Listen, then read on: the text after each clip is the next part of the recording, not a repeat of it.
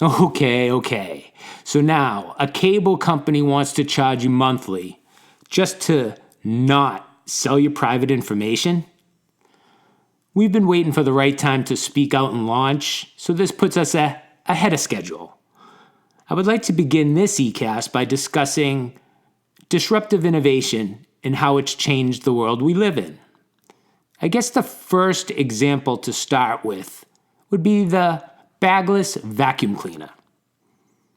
Any one of a number of giant companies could have been the first to market a bagless vacuum cleaner.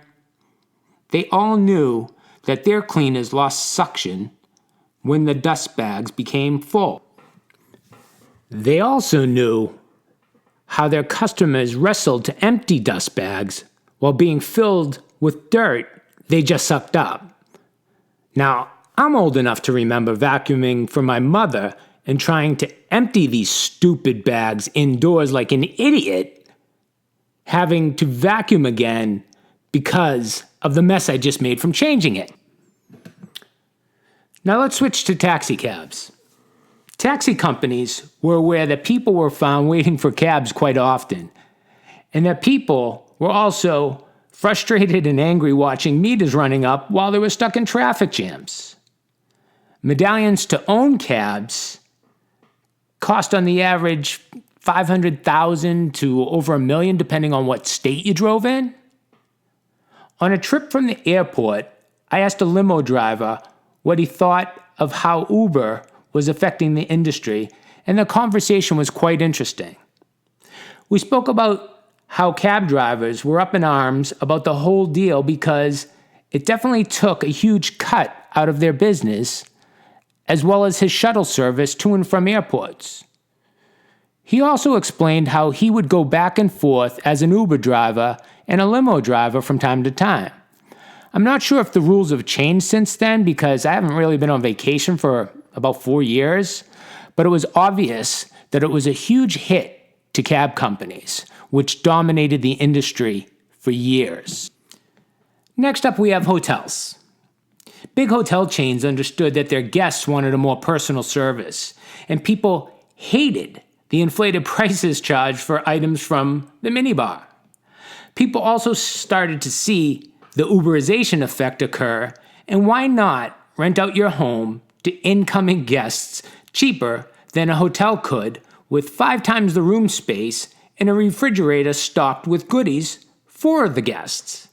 And yet, it took small players like Dyson, Uber, and Airbnb to respond to those needs and bring about the change that unleashed a new way of doing business that would change the market forever.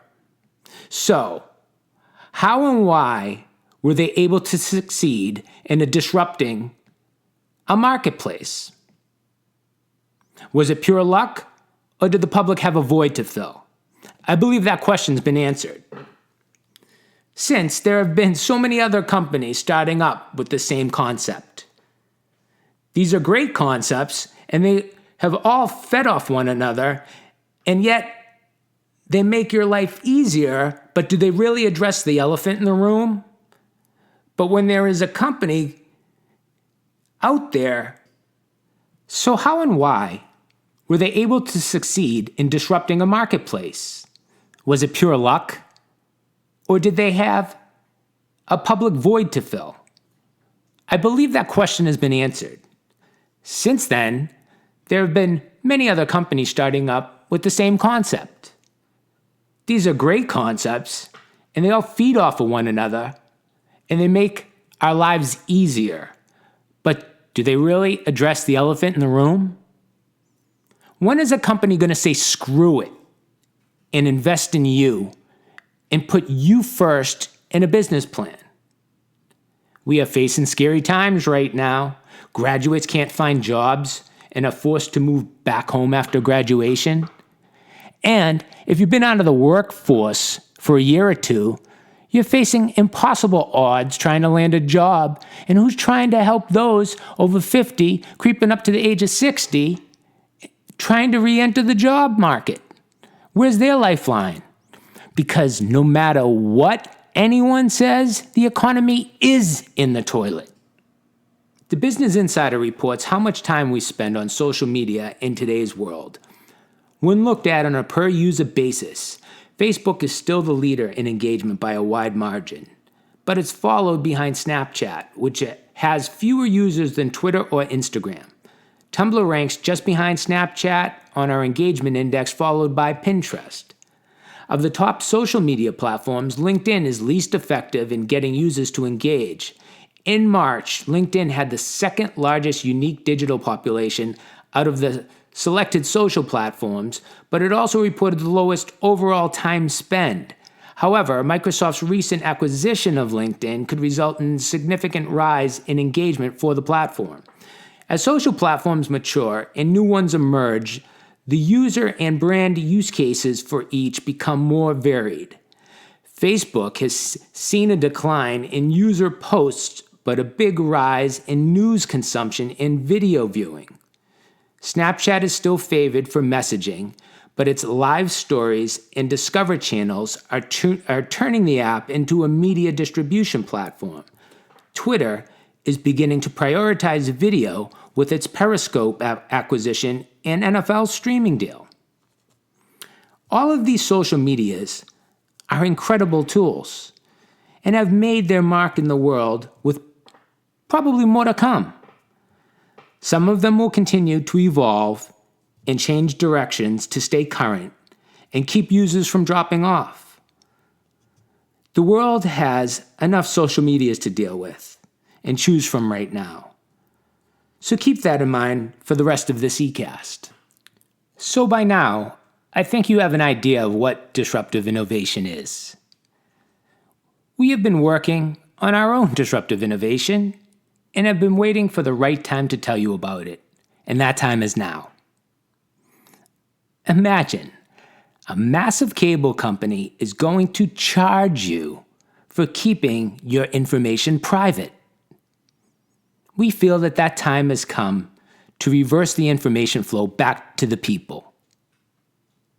Your information may truly be the only asset you have left. So why give it away daily? Let them have your digital footprint, because with increasing technology and all the advances they've made, they're always going to have the means to get it. Whether it's your TV, computer, or phone, or piece of wearable technology, they will always be able to find out what you are doing and where you're looking at it. The one thing that they will never be able to get is what's inside your brain. What made you buy one brand over the other at the time of purchase? That is where we come in. We deal in the why. We are a positive lead generating endorsement site. We reverse the information flow. If they want to know why and what brand you endorse, but mostly who you are, they will have to rent your profile from you for as long as you allow them to view it for the price that you set. Welcome to the Uberization of the internet. Welcome to Eployed.com. What's on your brand?